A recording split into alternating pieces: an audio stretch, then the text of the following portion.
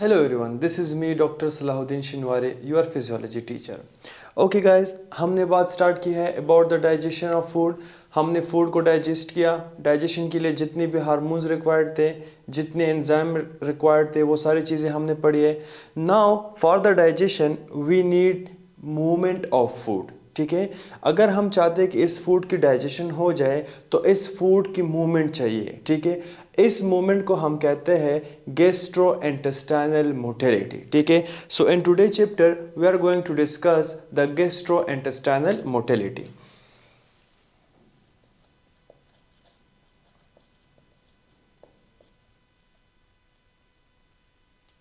Digestive system chapter number last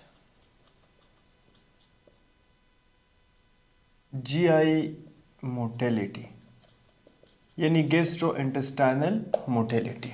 ठीक है, अब देखिए, याद रखें we eat food through mouth. ठीक है, मुंह से हम खाना खाते हैं. जैसे ही फूड एंटर हो जाता है हमारे माउथ में तो हम क्या करते हैं, इस फूड को आगे मूव करते हैं and to oesophagus and then goes to stomach and then from the small intestine and then large intestine. ठीक है, सो अब देखें, जो ये हमारा मूवमेंट ऑफ फूड है, ठीक है, याद रखिए, जो हमारा ये मूवमेंट ऑफ फूड है,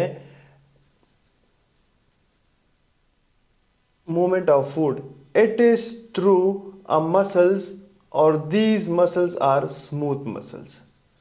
स्मूथ मसल्स. ठीक है, जो मूवमेंट ऑफ फूड हो रहा है from the mouth to large intestine, ये हमारे पास स्मूथ मसल, जो जीआई ट्रैक्ट के अंदर, गैस्ट्रोइंटेस्टाइनल ट्रैक्ट के अंदर स्मूथ मसल्स मौजूद है, ये उस स्मूथ मसल्स की वजह से होता है. ठीक है, याद रखें कि जो स्मूथ मसल्स है, smooth muscles, they are involuntary.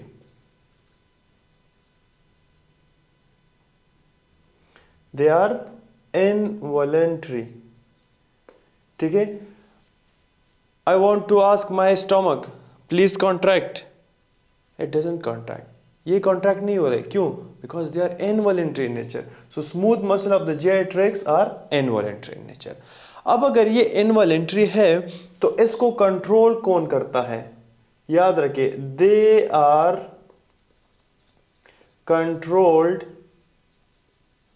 Bye a pacemaker. By a pacemaker. ये कंट्रोल होते हैं फ्रॉम बाय पेसमेकर. ठीक है, इस पेसमेकर को हम कहते हैं पेसमेकर ऑफ जीआई सिस्टम. जो सिस्टम जीआई स्मूथ मसल्स को कंट्रोल करते हैं, उस पेसमेकर को हम कहते हैं काजल. उसको हम क्या कहते हैं? काजल. इंटरस्टिशियल सेल्स ऑफ काजल.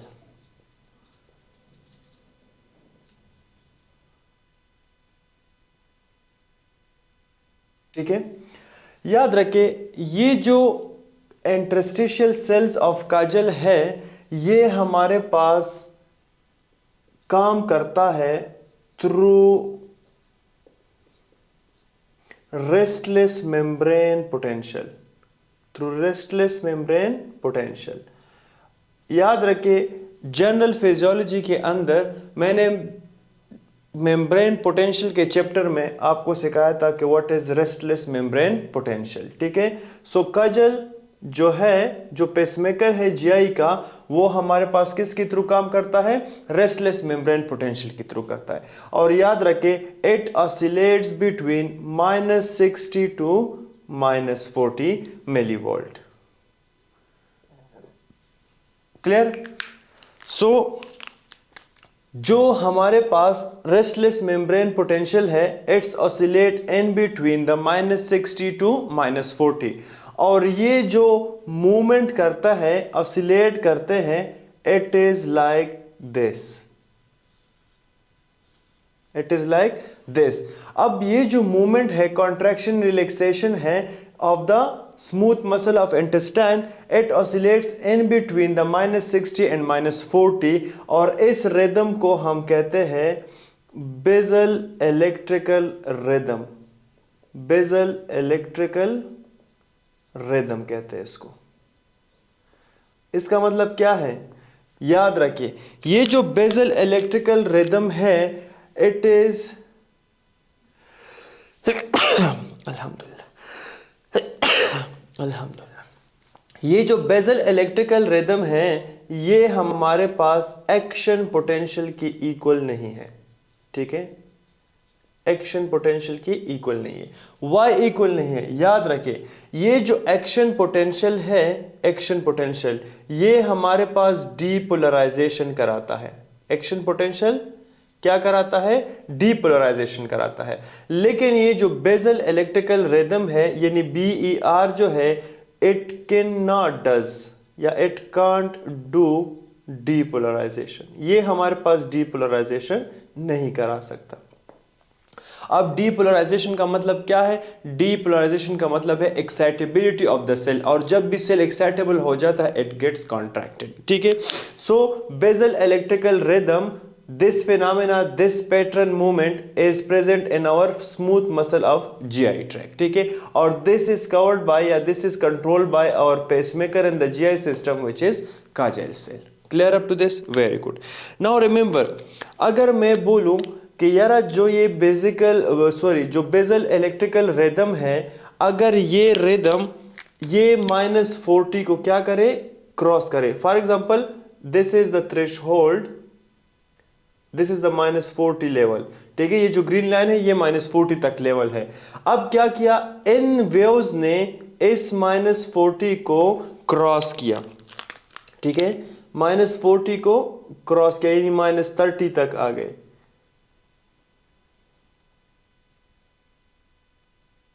ठीक है, -30 तक आ गए।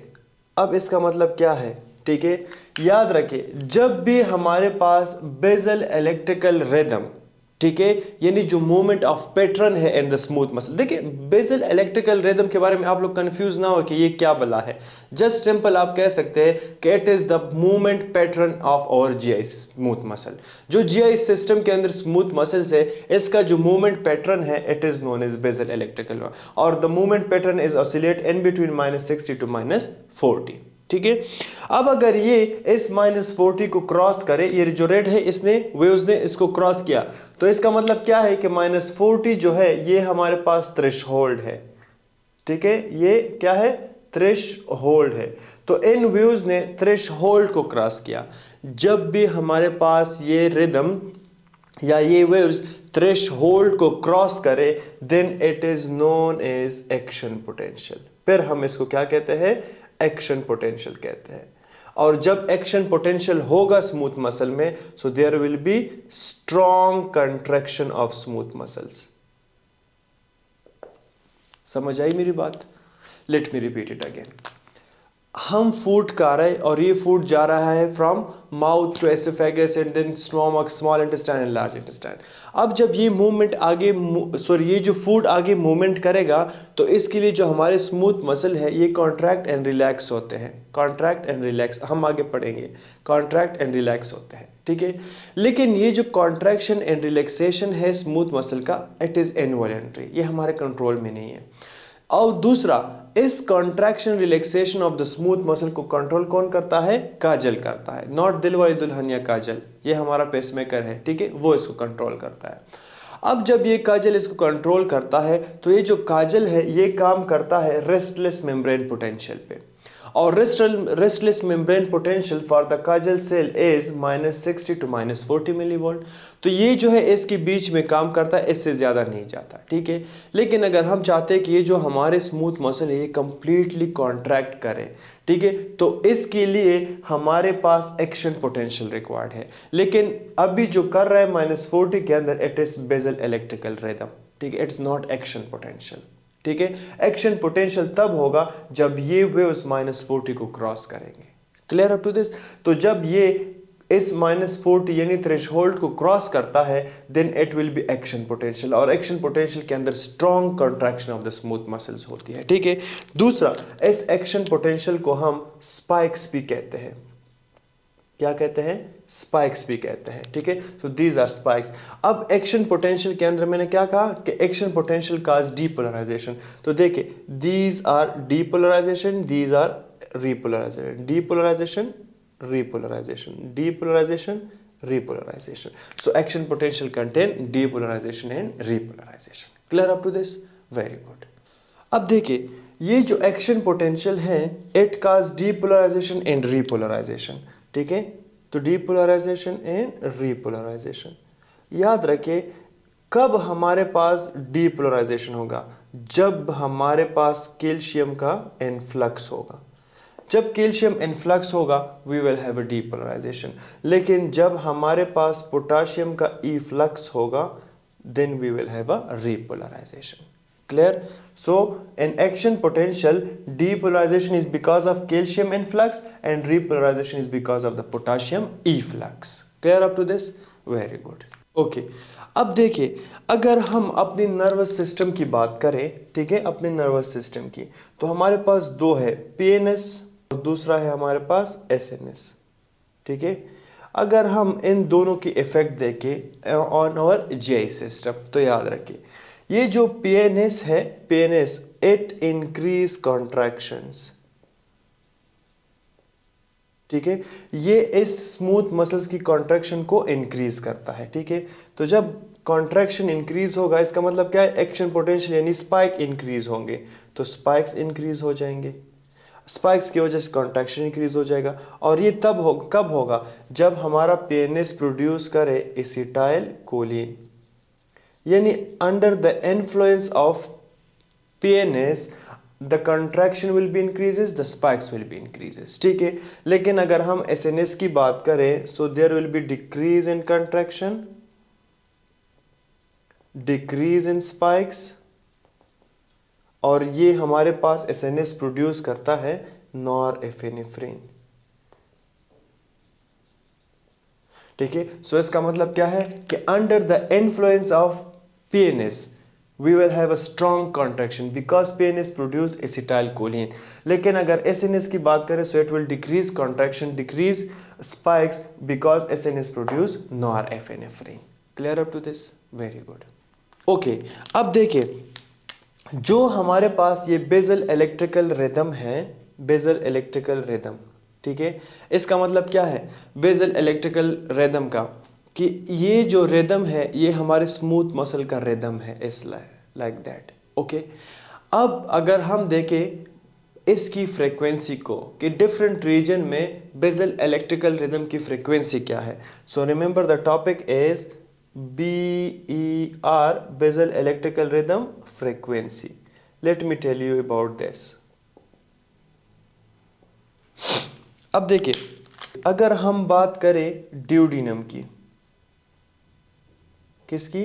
ड्यूडिनम की, तो ड्यूडिनम के अंदर हमारे पास BR की जो फ्रीक्वेंसी है, इट इज 12 ऑसिलेशन पर मिनट।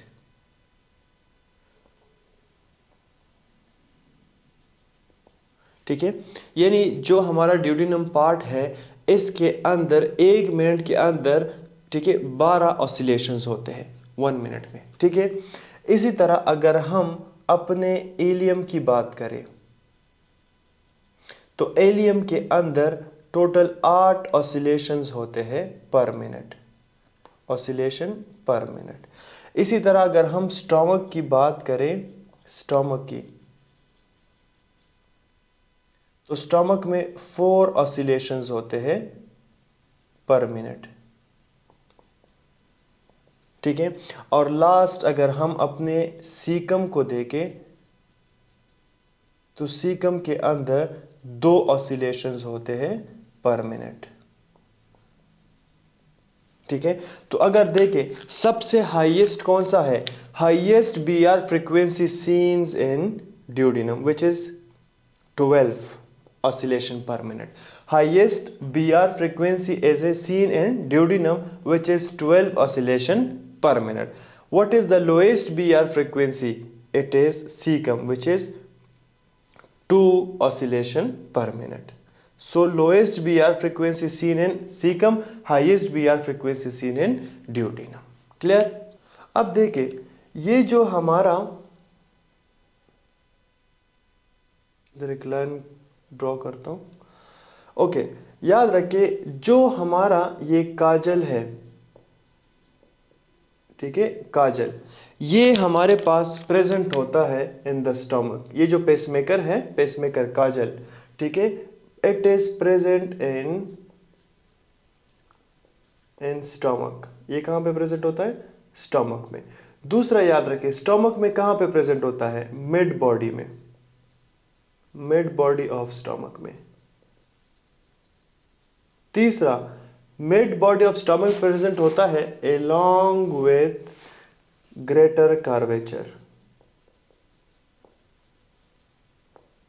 ठीक है। So the location of Kajal is specifically mid body of the stomach along with greater curvature, ठीक है। इसका क्लिनिकल रेलेवेंस याद रखें कि ये जो काजल है इसमें एक ट्यूमर एराइज होता है, ट्यूमर एराइज इन काजल। इस काजल में एक ट्यूमर एराइज होता है और उस ट्यूमर को हम कहते हैं गैस्ट्रो इंटेस्टाइनल स्ट्रोमल ट्यूमर, ठीक है। Gastrointestinal stromal tumour, short form of this is GIST. What? GIST, GIST। तो अक्सर लोग पूछते हैं कि व्हाट इज जेस्ट, या आप जेस्ट ट्यूमर को जानते हो? तो remember, it is the tumour which is arising from our pacemaker Cajal, ठीक है। ये काजल में एराइज होता है जिसको हम कहते हैं जेस्ट, ठीक है, gastrointestinal stromal tumour. Clear? Very good. Now remember guys, I eat food, ठीक है। जब मैं खाना खाता हूं तो मैं खाने को क्या करता हूं? चबाता हूं, like that, okay. After that I do what? I swallow this food. मैं इस फूड को स्वॉलो करता हूं and transfer it to the oesophagus, ठीक है। So this swallowing phenomena is known as deglutition. इसको हम क्या कहते हैं? डिग्लूटेशन कहते हैं।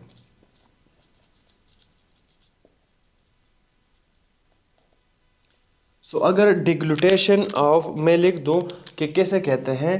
Process of swallowing of food, process of swallowing of food is known as deglutition, ठीक है। Deglutition mean swallowing of food, ठीक है। जब आप खाना खाते हो तो आप खाने को क्या करते हैं? स्वॉल्व करते हैं, लाइक दैट। दिस फिनोमेना को हम क्या कहते हैं? डिग्लूटेशन कहते हैं। और याद रखिए, ये डिग्लूटेशन हमारे पास क्या है? वॉलेंट्री है। आप जब तक चाहे खाने को मुंह में रख सकते हैं, ठीक है, जब चाहे आप इसको स्वॉलो कर सकते हैं। So the deglutition is voluntary in nature. Clear? अब देखिए, ये जो डिग्लूटेशन है इसके हमारे पास 3 फेजेस होते हैं। डिग्लूटेशन हैविंग 3 फेजेस। एक को हम कहते हैं ओरल फेज,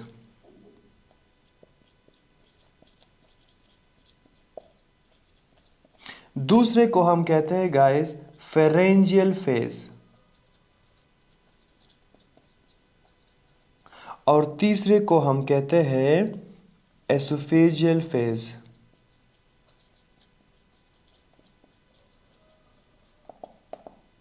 ठीक है।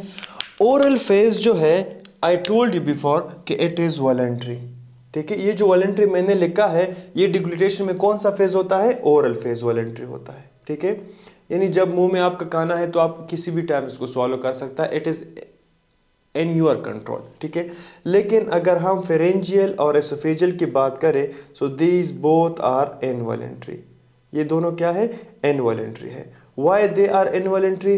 बिकॉज एक दफा आप फूड को स्वॉलो करते हैं, ठीक है, तो क्या आप इसको वापस मुंह में ला सकते हैं? नो। या कहीं आप इसको फेरिंग्स में रोक सकते हो? नहीं। आप एसोफेगस में फूड को रोक सकते हो? नहीं। So these both are involuntary in nature. Clear up to this? Very good. Now remember कि जो हमारा सिस्टम इस डिग्लूटेशन को कंट्रोल करता है, ठीक है, वो एक रिफ्लेक्स के थ्रू करता है जिसको हम कहते हैं डिग्लूटेशन रिफ्लेक्स। जिसको हम क्या कहते हैं?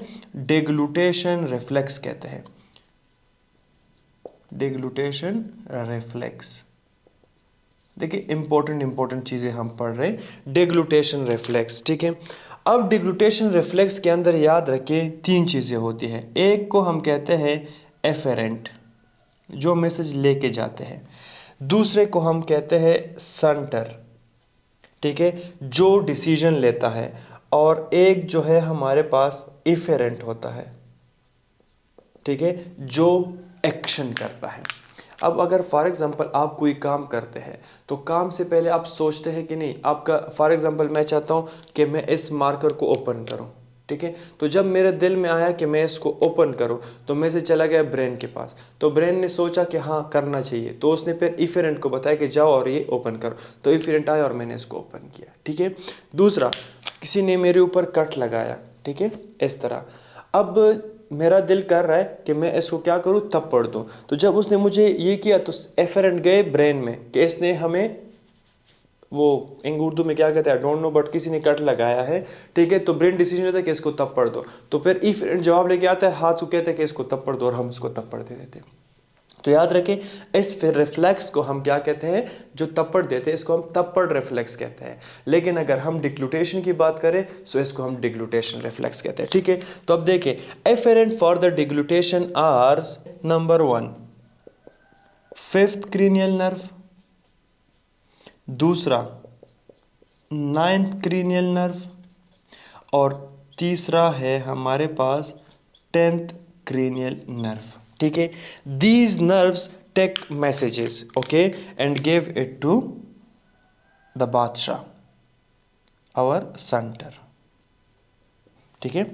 अब सेंटर के पास जब ये मैसेज आ जाता है तो सेंटर कौन है, सेंटर है हमारे पास मेडुला, जो सेंटर है वो मेडुला है, और मेडुला में है हमारे पास एनटीएस, ठीक है। उस न्यूक्लियस को हम क्या कहते हैं, उस सेंटर को हम क्या कहते हैं, एनटीएस। फुल फॉर्म है इसका न्यूक्लियस ट्रैक्टस सॉलिटेरियस,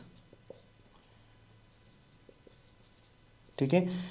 तो ये न्यूक्लियस ट्रैक्टस सॉलिटेरियस जो है ये डिसीजन ले लेता है, और जब ये डिसीजन ले लेता है तो ये डिसीजन ये अपना किसको बताता है, अपने एफेरेंट को बताता है, ठीक है।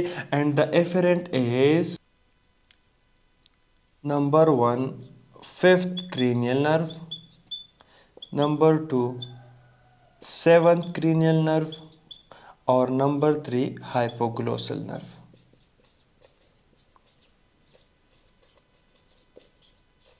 ठीक है। So this reflex is known as deglutition reflex, ठीक है। This reflex is specifically used for deglutition, that is why it is known as deglutition reflex. Clear up to this.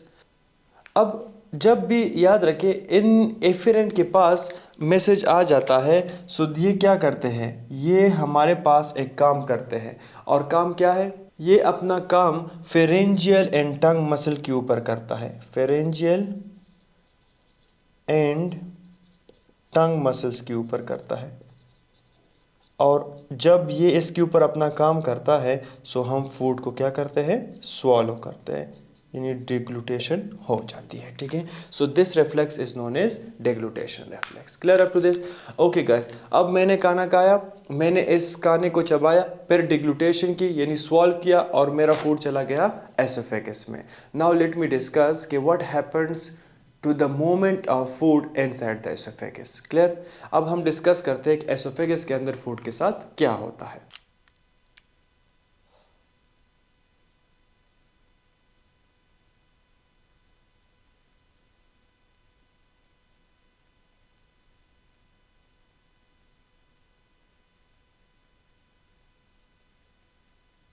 Oesophageal motility, ठीक है। अब रिमेंबर गाइस, जो हमारे पास oesophagus के अंदर movement होता है, उस मूवमेंट पैटर्न को हम एक स्पेशल नाम देते हैं जिसको हम कहते हैं पेरिस्टालिसिस, ठीक है। So the movement pattern in oesophagus, the movement pattern inside oesophagus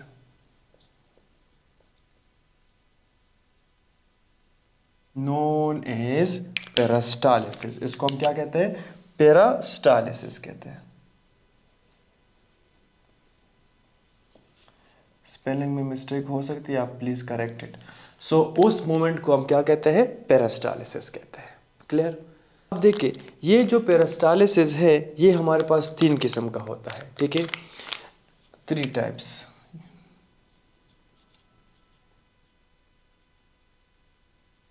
ठीक है, एक को हम कहते हैं प्राइमरी, एक दूसरे को हम कहते हैं सेकेंडरी, और तीसरे को हम कहते हैं टर्शरी। ठीक है, तीसरे को हम क्या कहते हैं, टर्शरी। अब इन तीनों में फ़र्क क्या है गाइस? रिमेंबर, एक तो जब मौसम ठंडा होता है मुझे ज़ुकाम हो जाता है, एलर्जी है। ओके, याद रखें कि जब भी हम नॉर्मल फूड खाते हैं, ठीक है, और जब वो फूड जाता है एसोफेगस में, तो ये एसोफेगस में ऑटोमेटिकली फिजियोलॉजिकली जो है नीचे डाउनवर्ड मूवमेंट करता है। ठीक है, सो उस मूवमेंट को जो फिजियोलॉजिकल होता है for the down movement of food, उसको हम कहते हैं प्राइमरी। सो यूज्ड फॉर या work for downward movement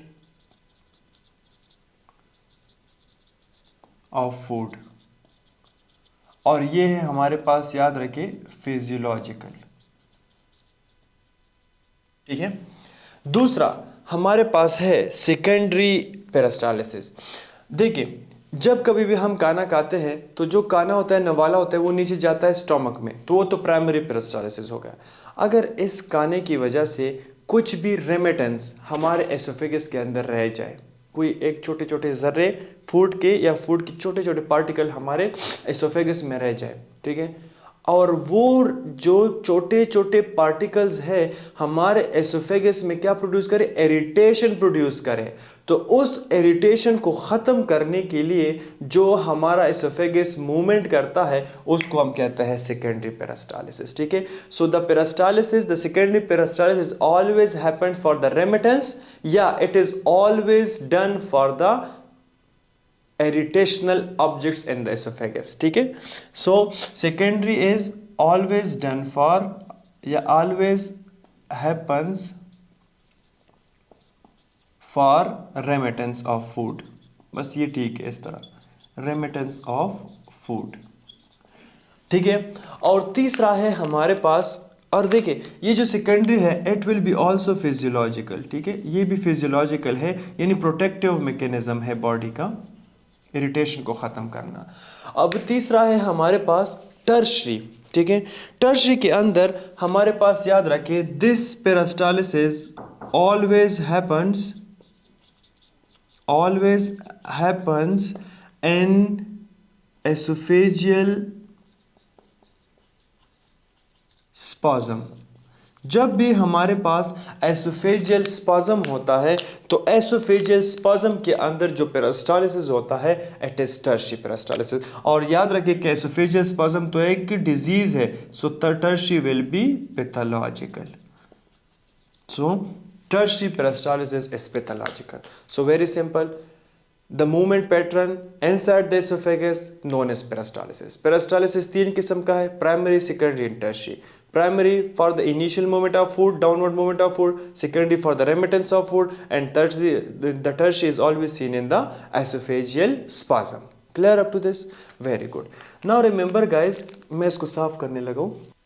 okay guys, अब देखिए एसोफेगस में फूड मूवमेंट कैसे करता है, let me tell you. For example this is oesophagus, straight line, here I will stretch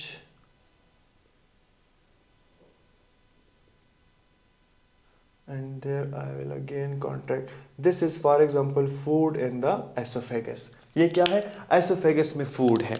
अब देखिए जो हमारा पेरिस्टालिसिस मूवमेंट है ये कंट्रोल कैसे होता है। जब फूड आ जाता है एसोफेगस में, तो इस एसोफेगस में जब फूड आता है, इस फूड की वजह से देखिए एसोफेगस की क्या हो जाती है, रिलैक्सेशन हो जाती है, एक्सटेंशन हो जाती है। इस फूड की वजह से इस एसोफेगस की स्ट्रेचिंग हो जाती है। जब ये हमारा एसोफेगस स्ट्रेच हो जाता है, it produce a substance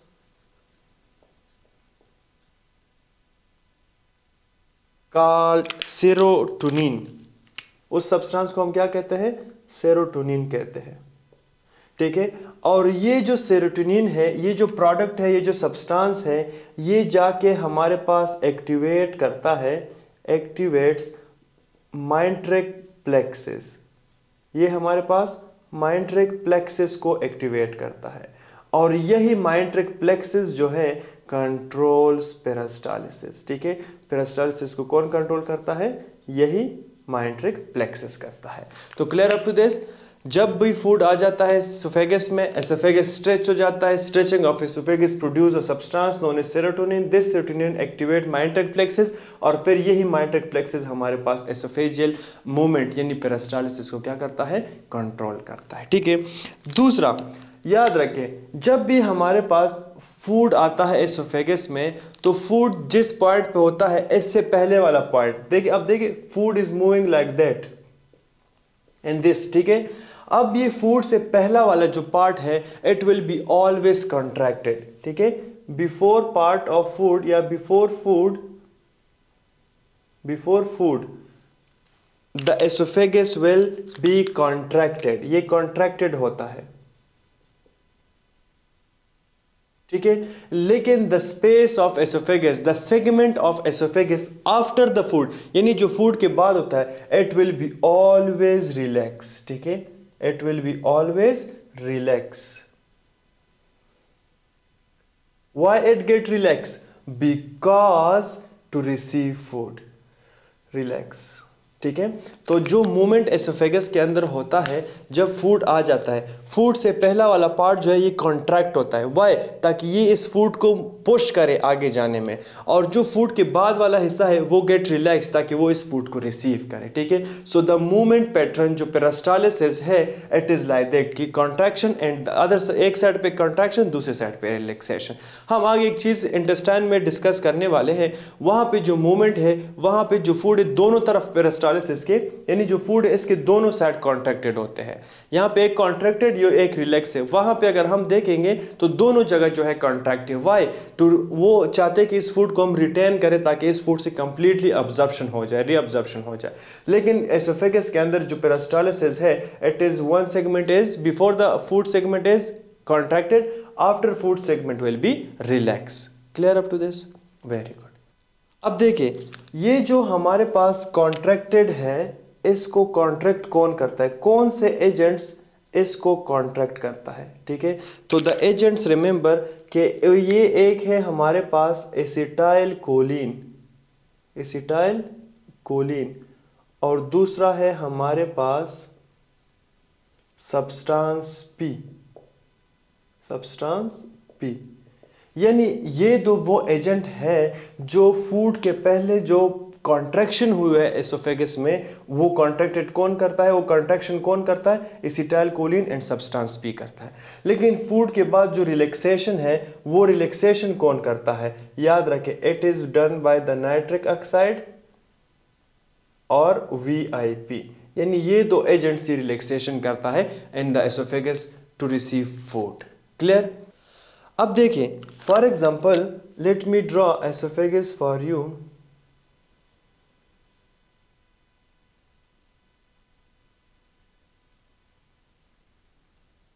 for example this is oesophagus. ठीक है, अब एसोफेगस में अगर हम बात करें तो यहां पे फूड अवेलेबल है। फॉर एग्जाम्पल ये फूड है, फूड के पहले वाला पार्ट जो है अगर आप देखें, सो इट इज कॉन्ट्रैक्टेड। ठीक है, ये क्या है? कॉन्ट्रैक्टेड है। और इसको कॉन्ट्रैक्ट कौन करता है? एसिटाइल कोलिन और सब्सटेंस पी। लेकिन अगर हम देखें तो फूड के बाद वाला जो हिस्सा है, इट विल बी रिलैक्स। ये क्या होगा? ये रिलैक्स होगा। क्यों? ताकि ये फूड को रिसीव कर ले। It will be after the food will be, it will be relax. और इसको रिलैक्स कौन करता है? नाइट्रिक ऑक्साइड और वीआईपी। ठीक है, अब देखिए, कहते हैं कि जो हमारे पास LES है, लोअर एसोफेजियल स्फिंक्टर, मैं यहाँ पे इस तरह ड्रॉ कर रहा हूँ जनरली ताकि सिर्फ आपको आइडिया हो। बाकी डायग्राम आप गूगल से भी देख सकते हैं, बुक्स में भी अवेलेबल है, ठीक है। मैं यहाँ पे डायग्राम ज़्यादा इसलिए नहीं करता क्योंकि मैं इंफॉर्मेशन ज़्यादा देता हूँ आप लोगों को, लेकिन अगर मैं अभी डायग्राम के ऊपर स्टार्ट हो जाऊँ तो डायग्राम पे एक तो टाइम बहुत ज़्यादा लगता है, दूसरी बात यह है कि डायग्राम से आप लोग नोट्स नहीं बना सकते। यहाँ पे जो मैं लिखता हूँ सारी चीज़ें लिखता हूँ ताकि आप लोगों के प्रॉपर नोट्स बने, क्योंकि कल अगर आप वीडियो भी ना देखें तो आपके पास रिवीजन के लिए नोट्स होंगे, ठीक है। सो याद रखिए, कहते हैं कि an LES lower oesophageal sphincter, lower oesophageal sphincter. Sometime what happens कि यहाँ पे जो नाइट्रिक ऑक्साइड है, क्या नाइट्रिक ऑक्साइड, ये ख़त्म होता है, यानी ये नाइट्रिक ऑक्साइड एब्सेंस होता है। यानी एब्सेंस ऑफ नाइट्रिक ऑक्साइड जब होगा तो नाइट्रिक ऑक्साइड क्या काम करता है, रिलैक्सेशन करता है, तो यहाँ पे रिलैक्सेशन नहीं होगी। एम आई राइट? एलईएस में नाइट्रिक ऑक्साइड एब्सेंट होता है, जब एब्सेंट होता है इसकी वजह से रिलैक्सेशन नहीं होती। दूसरा, एसिटाइल कोलिन इसके ऊपर काम करता है, एसिटाइल कोलिन इसके ऊपर काम करता है।